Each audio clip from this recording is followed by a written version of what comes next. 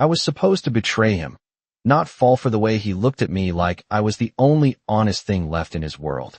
The gun felt heavier than it should have, cold against my palm, like it knew something I didn't want to admit yet. And across the room, Adrian Volkov stood perfectly still, like a man who had already decided how this story would end. Except I hadn't decided mine.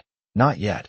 Not when 3 weeks earlier I was just Emily Carter, a girl who measured life in coffee refills and late rent notices. Not in choices that could destroy people. Not in moments like this where every second stretched too thin to breathe. And it started on a Tuesday night when the rain hit my windshield so hard it blurred the city into streaks of light. When my phone buzzed with a number I didn't recognize and I almost didn't answer.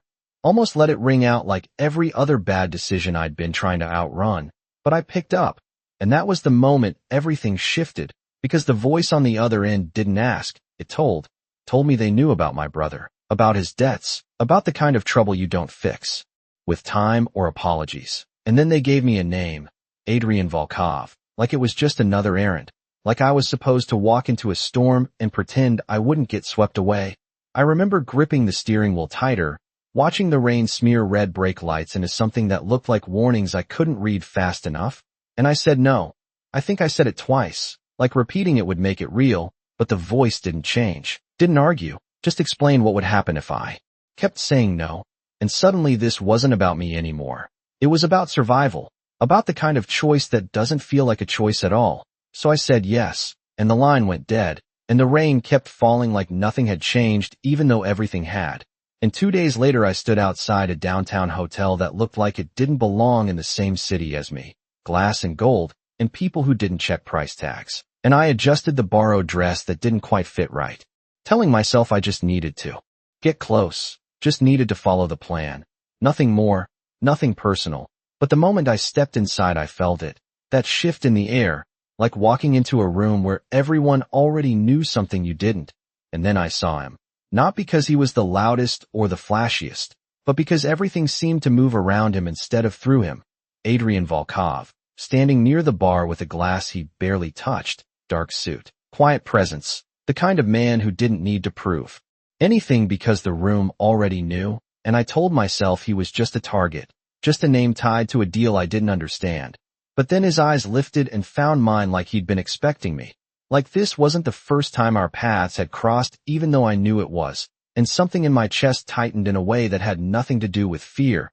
I should have looked away, should have followed the script, but I didn't, and neither did he. And in that second I realized this wasn't going to be simple, because he didn't look at me like a stranger. He looked at me like a question, and questions are dangerous when you're pretending to have all the answers. I forced myself to move, to breathe, to play the part I'd been given, weaving through the crowd until I was close enough to hear his voice, low, controlled, the kind that didn't need volume to be heard. And when I finally stood in front of him, when the plan said I was exactly where I needed to be, everything inside me hesitated. Just for a second, just long enough to matter. Because up close he didn't feel like the story they told me. He felt real, and that was the first crack in everything I thought I understood, the first moment I realized this wasn't just about betrayal. It was about something far more dangerous, something I wasn't prepared for, because the closer I got, the harder it became to remember why I was supposed to destroy him in the first place. He did not introduce himself right away, and that was the first thing that felt wrong, because men like him usually made sure everyone knew exactly who they were, but Adrian Volkov just watched me like he was waiting for me to reveal something I did not even know I was hiding. And when he finally spoke, his voice was quieter than I expected, steady, controlled, the kind of voice that made you lean in without realizing it. And he said my name like it was already familiar, like he had been saying it long before I walked into that room. Emily Carter, not a question, not a guess, just a statement that landed heavier than it should have. And for a second I forgot the plan entirely, forgot the instructions repeating in my head. Get close, gain trust, do not hesitate. Because none of that accounted for the way my pulse shifted under his gaze, for the way my instincts told me I was the one being studied, not him. And I forced a smile, something polite and neutral, something that would not give away the fact that my entire life had been reduced to this single interaction. And I told myself to speak, to follow through. But the words came slower than they should have, like I was choosing each one too carefully. And he noticed.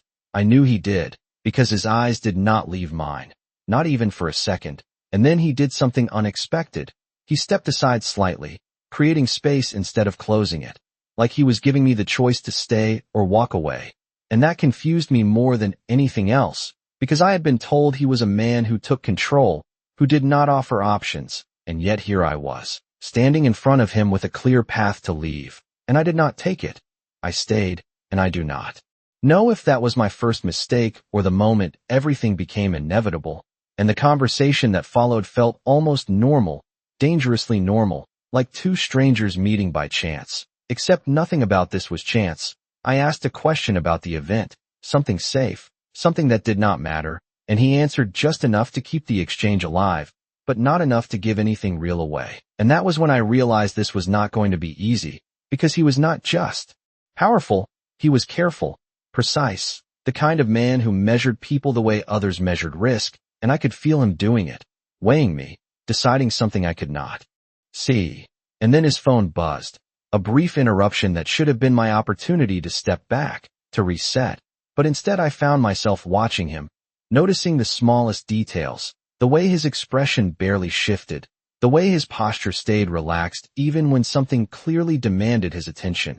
And when he looked back at me, there was something different there, something sharper, like he had just learned something that involved me. And that should have been my warning, that should have been the moment I walked away and never looked back. But instead I stayed, because I needed to stay, because somewhere across the city my brother's future depended on it. And that thought anchored me long enough to continue, to ask another question, to step deeper into something I did not fully understand. And then he said it, not loudly, not dramatically, just a quiet observation that cut through everything else. You do not belong here. And my breath caught, because he was right. Because everything about me in that moment was borrowed, rehearsed, constructed, and yet I met his gaze and answered anyway. Maybe I am exactly where I am supposed to be. And for the first time his expression shifted into something that almost resembled amusement, subtle but real, and he nodded once, like I had just passed some kind of test I did not know I was taking. And then he offered me a drink, simple, casual, but loaded with meaning, because accepting meant staying longer, meant getting closer, meant moving forward with the plan whether I was ready or not. And I hesitated just long enough for him to notice again. And there it was, that look, that awareness, like he could see the hesitation itself, not just the surface of it. And I realized then that this was not going to be a game of pretending, not with him, because he did not seem interested in what I showed him. He was interested in what I tried to hide. And somehow that made everything more dangerous, because I was not just trying to deceive him anymore. I was trying to keep myself from unraveling under the weight of it. And as the night moved forward, as the music shifted and the crowd changed and the distance between us became something that no longer felt accidental, I understood one thing with absolute clarity. This was not just about getting close to him. This was about surviving being seen by him. And that was a risk I had not prepared for, because the closer I got, the more it felt like he was already one step ahead, already waiting for me to make a move I had not even decided on yet. And that thought stayed with me long after I left the hotel, long after the city lights blurred into something softer through my windshield, long after I sat in my car outside my apartment staring at my phone and wondering who I had just stepped into a game with. Because something about Adrian Volkov did not feel like a target. He felt like a decision, and I was not sure I was ready for what choosing him would cost. By the next morning I had convinced myself that I could still control this, that what happened at the hotel was just the first step and nothing more, just proximity, just a carefully constructed introduction that I could build on without letting it touch anything real. But that illusion lasted exactly 3 hours, because at 10:17 in the morning my phone buzzed again with that same unknown number. And this time I did not hesitate to answer. I did not pretend I had a choice, and the voice on the other end sounded almost satisfied, like they had been watching, like they already knew exactly how the night had unfolded. "You made contact," they said, not a question, and I felt that same cold awareness settle into my chest, because that meant I was not just being told what to do. I was being monitored, every step, every move, and I kept my voice steady as I answered, "Yes," and there was a pause, just long enough to make me wonder what they were measuring in that silence, before they continued. "You are closer than expected," which should have felt like approval, but did not, because there was something underneath it, something that sounded like pressure tightening instead of easing, and then they reminded me, not directly, not with threats, but with facts, about my brother, about the timeline, about how quickly things could change if I slowed down now. And I closed my eyes for a second, pressing my fingers against my temple, as if that could block out the weight of it, and I told them I understood, because I did.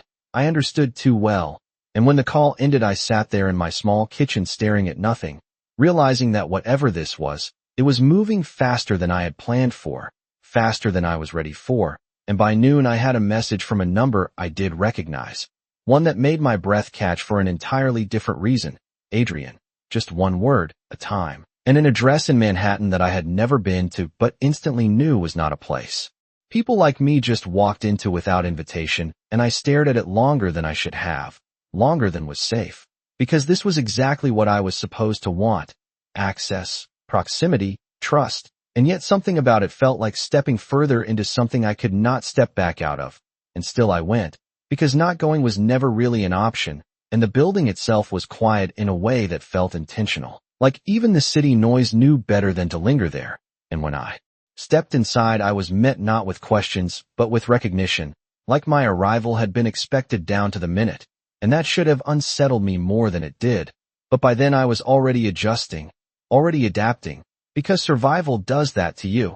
It rewrites your normal faster than you realize. And when I finally saw him again, it was different from the night before, not softer, not easier, just clearer, like whatever distance had existed between us had been reduced to something more direct, more unavoidable, and he greeted me with that same calm presence, like this was just another meeting, like there was nothing unusual about inviting someone like me into his world.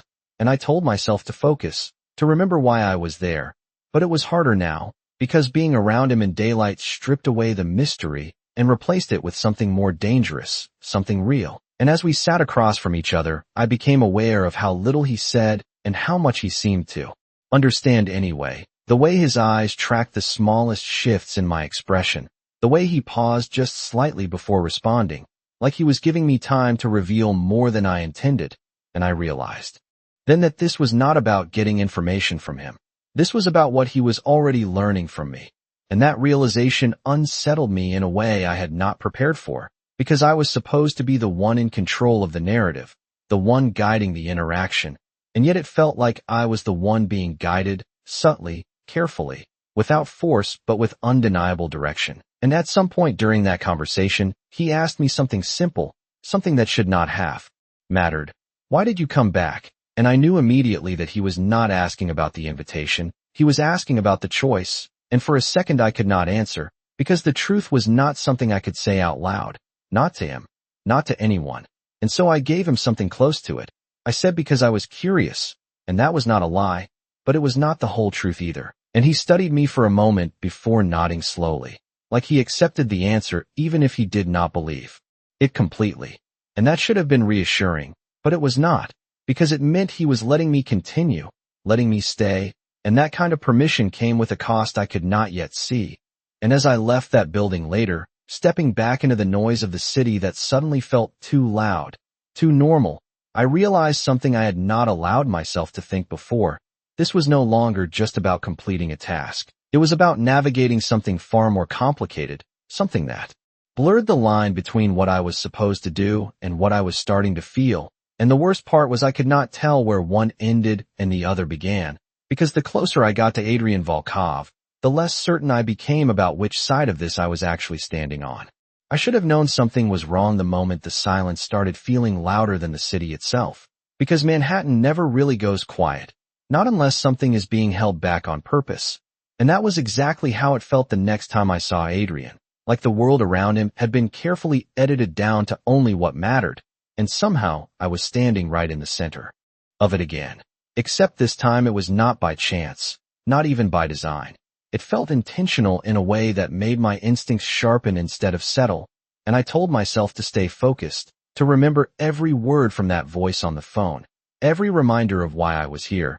But the problem was that every time I stood in front of him, those reasons started to feel distant, like they belonged to a different version of me, one that had not yet stepped this far in, and that scared me more than anything else, because losing clarity meant losing control, and control was the only thing keeping this from collapsing completely, and he noticed it. Of course he did. He always noticed the slight hesitation before I answered, the way my hand stayed still a second too long, the way my eyes flickered toward the exit without me realizing it. And instead of calling it out, instead of confronting me directly, he did something worse. He adjusted. He shifted the conversation in a way that removed pressure instead of adding it, like he was giving me space to breathe, and that should not have worked, but it did. It made me lower my guard just enough to forget that I was supposed to keep it up at all times. And somewhere in the middle of that carefully balanced silence, he asked me something that did not sound important at first. Do you trust easily? And I almost laughed at how misplaced the question felt, because trust was not something I had the luxury of giving. Not anymore. Not after everything that had led me here. But I did not laugh. I just looked at him and answered honestly for the first time since this started. No. And something in his expression shifted again. Not surprise, not disappointment, just recognition. Like he had expected that answer long before I gave it. And then he said something that stayed with me longer than anything else that night. Good. You should not. And the way he said it did not feel like advice. It felt like a warning, not about him, but about everything else surrounding him. Everything I had not seen yet, but was already being pulled into. And for a moment, I wondered if he knew. If he could somehow see the situation I was trapped in. The pressure tightening from both sides. The impossible balance I was trying to maintain. But if he did not show it. He never showed more than he intended. And that made him harder to read than anyone I had ever met. Because most people revealed something when you watch closely enough. But Adrian controlled even that. Controlled what he revealed. What he concealed. What he allowed others to believe. And I started to understand why people underestimated him at their own risk. Because he did not need to dominate a room to own it. He just needed to be present. And everything else adjusted around him without resistance. And the more time I spent in that presence, the more I felt something shifting inside me. Something I did not want to name. Because naming it would make it real. And real things were harder to walk away from. And I needed to be able to walk away. I needed to remember that this was temporary. That I had an objective. A timeline, a reason that mattered more than anything I was starting to feel, but that reason was becoming harder to hold on to with the same certainty, because every interaction with him added something new, something that did not fit the version of him I had been given, and that contradiction was dangerous, because it made me question everything else, and questioning was the first step toward hesitation, and hesitation was something I could not afford, not when there were consequences waiting on the other side of it, and as if the universe wanted to remind me of that. My phone buzzed again later that night. That same unknown number, that same controlled voice, asking for progress, asking for details, and I gave them what they wanted, enough to keep them satisfied, enough to keep them from pushing harder, but not everything, not the parts one could not explain even to myself. And when the call ended, I sat there in the quiet of my apartment, staring at the reflection of city lights against the window, and I realized something I had been avoiding since the beginning. This was no longer just about getting close to Adrian Volkov. This was about what happened when I got too close, because the line between pretending and feeling was starting to blur in a way I could not ignore anymore. And the closer I moved toward the moment I was supposed to betray him, the more I found myself questioning whether I could actually go through with it. Because for the first time since this began, the mission did not feel like the only thing at stake. And that made everything far more complicated than I was ready for. The first time he touched my hand, it was not dramatic, not intentional enough to be called anything more than a moment. But it stayed with me longer than it should have, because it was not forceful, not possessive, just steady, like he was grounding something instead of claiming it. And that difference mattered more than I wanted to admit, because everything I had been told about him suggested control, dominance, power that did not ask. And yet this felt different. And that difference was starting to dismantle the version of him I had built in my head, piece by piece, until I no longer knew which version was real and which one had been constructed for me. And that uncertainty followed me into the next few days like a shadow I could not shake, because every interaction with him added another contradiction, another detail that did not align with the mission I had been given. And I tried to compensate by focusing more, by paying closer attention, by remembering why I was there. Every time I felt myself drifting even slightly. But the more I focused, the more I noticed things I was not supposed to notice, like the way he listened when I spoke, not just hearing the words but the pauses between them, like he understood that silence carried meaning too, or the way he never asked questions he did not already have partial answers to, like he was always one step ahead of whatever conversation we were having. And that should have made it easier to keep my guard up, but instead it made me lower it in ways I did not fully understand, because there was something about being seen that clearly that made pretending feel unnecessary, even when pretending was the only reason I was there. And that conflict grew louder the night everything shifted, because it did not happen during a grand moment or a dramatic reveal. It happened quietly, in a way that almost felt accidental. Except nothing around Adrian Volkov was ever truly accidental.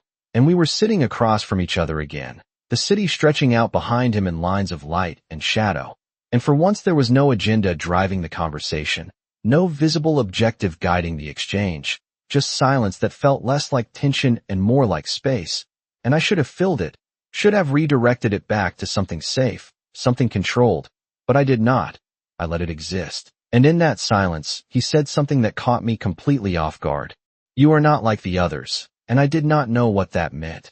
Not fully, but I knew it was important, because of the way he said it.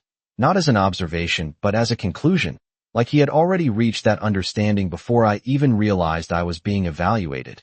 And I felt that familiar tension return, that reminder that I was here for a reason, that I was not supposed to stand out, not supposed to be different, because different meant noticeable, and noticeable meant risk. And yet, part of me wanted to ask what he meant, wanted to understand what he was seeing that I was not. And that was the moment I realized how far this had already gone, because curiosity was not part of the plan, attachment was not part of the plan, and yet both were starting to take root in ways I could not control. And as if to remind me exactly how dangerous that was, my phone buzzed again later that night. That same number, that same voice, but this time there was no patience in it, no calm expectation, just urgency wrapped in control. They told me the timeline had changed, that I did not have weeks anymore, that the window was closing faster than expected, and I felt the ground shift under me in a way that had nothing to do with fear and everything to do with pressure, because that meant I had to act sooner, had to move forward before I was ready, before I understood what I was stepping into. And when I tried to push back, even slightly, they did not argue, they did not need to.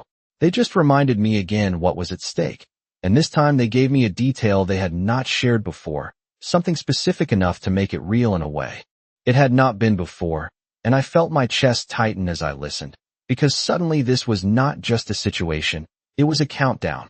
And when the call ended, I sat there staring at my reflection in the dark window, trying to find the version of myself that had agreed to this, trying to reconnect with the certainty I had felt at the beginning, but it was not there anymore. It had been replaced by something far more complicated, something that made the next step feel heavier than it should have.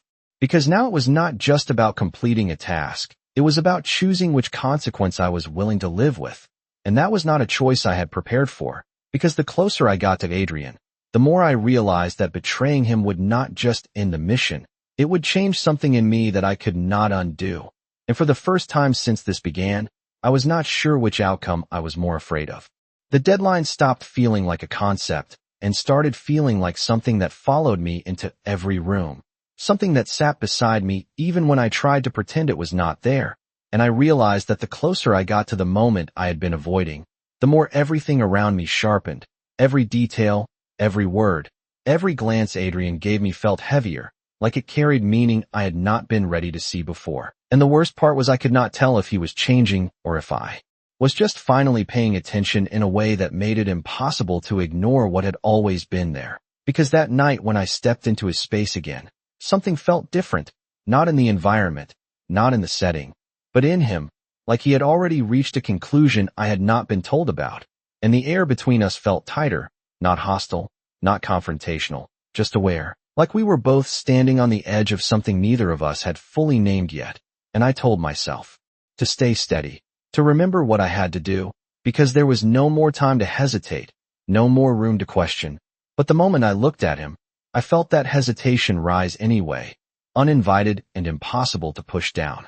Completely. And he noticed. Of course he noticed. He always did. And instead of ignoring it this time, instead of letting it pass, he addressed it in the simplest way possible. "You are distracted."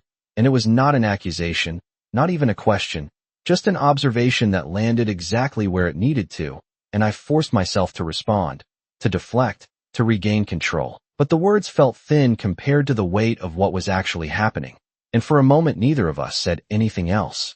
And that silence stretched longer than it should have, long enough for me to feel the shift in it. The way it stopped being neutral and started becoming something else, something closer to confrontation, not in the way of raised voices or tension, but in the way truth begins to surface whether you are ready for it or not. And then he said something that I had not prepared for, something that cut through everything I had been trying to hold together. People who come into my life usually want something, and the way he said it made it clear he was not speaking generally. He was speaking about me, about what I represented in that moment, and I felt my chest tighten because he was right. Because I did want something, I just could not tell him what it was, and that was the problem. That was always the problem, and I tried to hold his gaze, tried to match the calm certainty he carried so easily. But inside, everything was shifting too fast to stabilize, and I realized then that this was no longer just about completing a task before time ran out. This was about what happened when time forced a decision before I was ready to make it. And as if the world wanted to make that choice unavoidable, my phone buzzed again, right there, in that moment, and I did not need to look to know who it was. And for the first time since this started, I hesitated before reaching for it, not because I did not know what it meant, but because I knew exactly what it meant.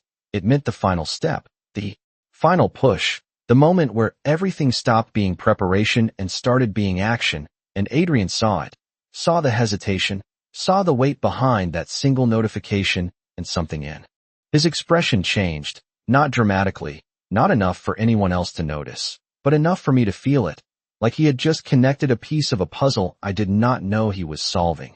And instead of asking, instead of pushing, he simply said, "You should answer that." And the way he said it made it sound like a choice, but it did not feel like one, not anymore. And I picked up the phone, stepping just far enough away to take the call, but not far enough to escape the feeling of his attention still on me. And the voice on the other end did not waste time this time. They gave me the location, the time, the exact moment everything was supposed to happen, and as I listened, the world around me seemed to narrow into something smaller, something sharper, until there was nothing left but that single instruction. And when the call ended, I stood there for a second longer than I should have, trying to steady something inside me that refused to settle.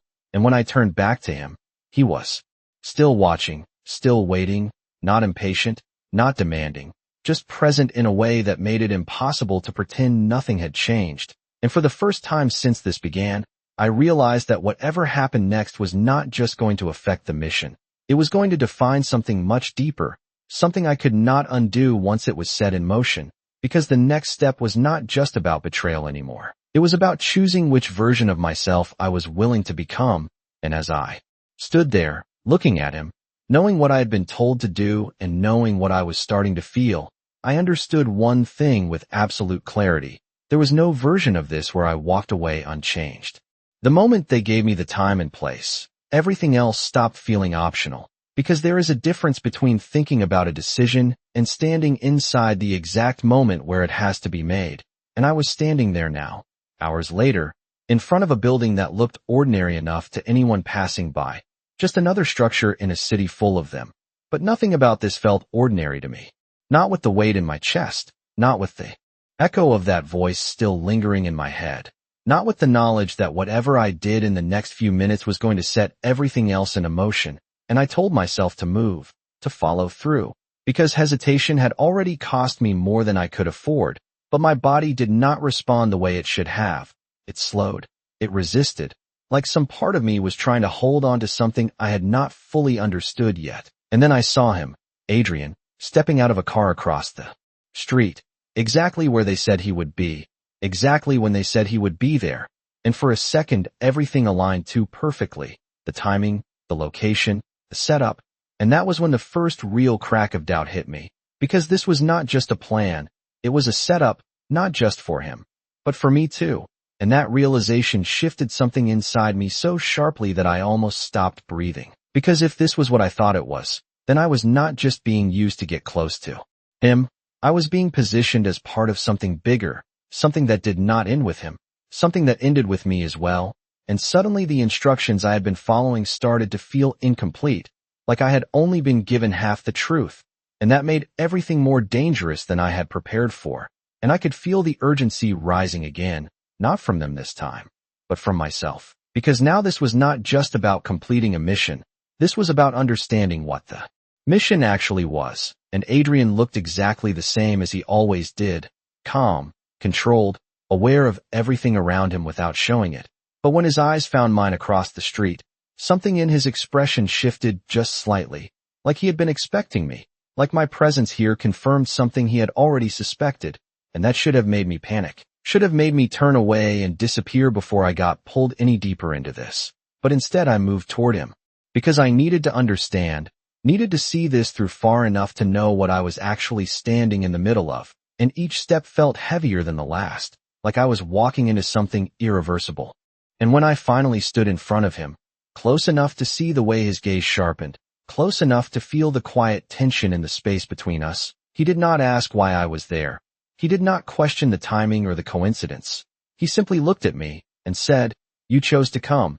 And that was not a question, it was a statement, one that carried more weight than anything else he could have said, because it meant he understood this was a choice, not an accident, not a coincidence. And for the first time since this began, I realized that he might have been waiting for this moment just as much as I had been dreading it, and my voice felt steadier than I expected when I answered, "Yes," because at this point there was no point in pretending otherwise, no point in acting like I had stumbled into this by chance. And for a second neither of us moved, neither of us spoke, and that silence felt different from all the others, not uncertain, not searching, but definitive, like everything that had been building between us was finally settling into something real, something that could not be ignored or undone. And then I heard it, not a sound exactly, more like a shift in the air, a change in the rhythm of the moment that did not belong there. And my instincts reacted before my thoughts could catch up, because this was wrong. Something about this was wrong in a way that had nothing to do with him and everything to do with the situation I had been placed in, and I turned slightly. Just enough to see what I needed to see. Just enough to confirm what I had already started to suspect. And in that second everything became clear, the timing, the pressure, the urgency, the way they had pushed me forward without giving me the full picture. This was not just about betrayal. This was about elimination, and I was standing exactly where they needed me to be for it to happen. And the realization hit so hard it almost knocked the breath out of me, because that meant there was no version of this where I walked away safely, not if I followed their plan, not if I stayed silent. And for the first time since this began, the decision in front of me was no longer between completing the mission and protecting my brother. It was between following orders that would destroy everything or making a choice that could change the outcome entirely. And when I looked back at Adrian, when I met his eyes and saw that he was already watching me with that same quiet awareness, like he knew something had shifted even if he did not yet know what, I understood that whatever happened next was not going to be what they expected. Because for the first time since I had said yes to that call, I was no longer moving according to their plan, I was about to make my own. The realization did not come in a single moment. It unfolded in layers, each one heavier than the last, until I could not ignore it anymore, because everything around me started to make sense in a way it had not before. The timing, the pressure, the way they had pushed me forward without giving me the full picture. And I understood then that I had never been meant to walk away from this. Not really. I had been placed here as a piece in a plan that did not include my survival once it was complete, and that knowledge settled into my chest with a clarity that left no room for denial. And for a second I considered doing nothing, following through exactly as instructed, letting the outcome unfold the way they intended, because that would be the easiest path, the one that required the least resistance. But something inside me refused to accept that, refused to reduce everything that had happened, everything I had felt, to a single action that erased it all. And I realized then that this was no longer about fear or obligation. It was about choice, real choice, the kind that defines who you become after the moment passes. And I turned back to Adrian, really looked at him for the first time since everything clicked into place. And he was already watching me, not confused, not surprised, just aware, like he had been waiting for this exact shift. And that made something inside me steady in a way I did not expect. Because if he could stand there without panic, without reaction, then maybe I could too. and I stepped closer, just enough to close the distance that had always existed between us. And for a second I did not speak. I just held his gaze, letting him see whatever it was I could not put into words yet. And he did not interrupt, did not push. He simply waited. And that was what made it possible for me to finally say it. They set this up. Not the full truth, not everything, but enough for him to understand that this was not what it seemed. And I watched the way his expression shifted, not dramatically, not in a way anyone else would notice, but in a way that told me he had already suspected something like this, that I was not the only one piecing together the gaps in the story. And he did not ask who they were, did not demand details. He only asked one thing: are you part of it? And the question landed heavier than anything else he could have said, because it was not about the situation, it was about me, about where I stood in all of this. And for a second I could not answer, not because I did not know, but because saying it out loud would make it final, would turn everything that had been uncertain into something undeniable.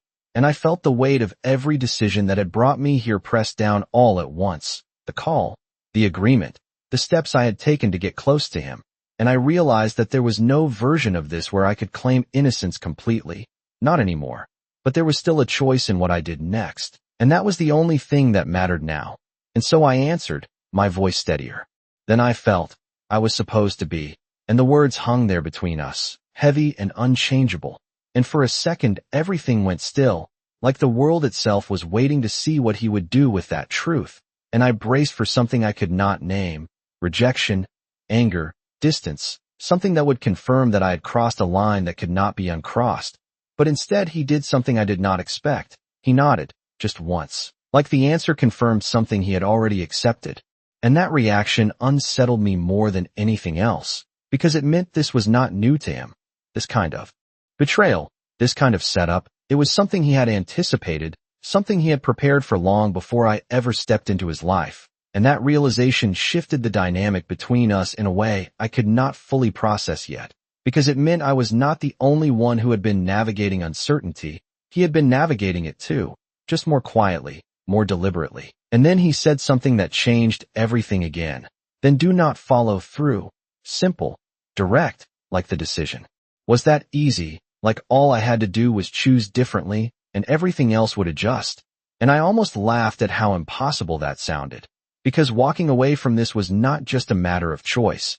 It came with consequences, real ones, immediate ones, and he knew that. I could see it in the way his gaze held mine, in the way he did not look away or soften the reality of it. And for a moment I felt that fear rise again, sharp and undeniable, because choosing him meant risking everything else, and I did not know if I was strong enough to carry that. But then I thought about the alternative, about following through with something I now understood would not just end with him, it would end with me too. And suddenly the fear shifted. It did not disappear, but it changed direction, and I realized that I was no longer choosing between safety and danger. I was choosing between two different kinds of loss. And when I looked at him again, really looked at the man I had been sent to betray, I understood something I had been avoiding since the beginning. This was not just about him anymore. It was about who I was willing to be when this was over. And for the first time since I had said yes to that call, I felt something that resembled certainty, not about the outcome, not about what would happen next, but about the decision itself. And I knew then that whatever came after this, whatever consequences followed, I was not going to follow their plan anymore, because some choices define you long after the moment has passed, and I was no longer willing to be defined by a betrayal I did not believe in. Choosing him did not feel like a victory. It felt like stepping into something I could not fully see yet, something that stretched far beyond this moment and into consequences I had only begun to understand. And as I stood there in front of Adrian, with the city moving around us like nothing had changed, I realized that the hardest part was not the decision itself. It was what came after, because choosing differently did not erase what had already been set in motion. It only changed the direction of where it would lead. And I could feel that shift already happening.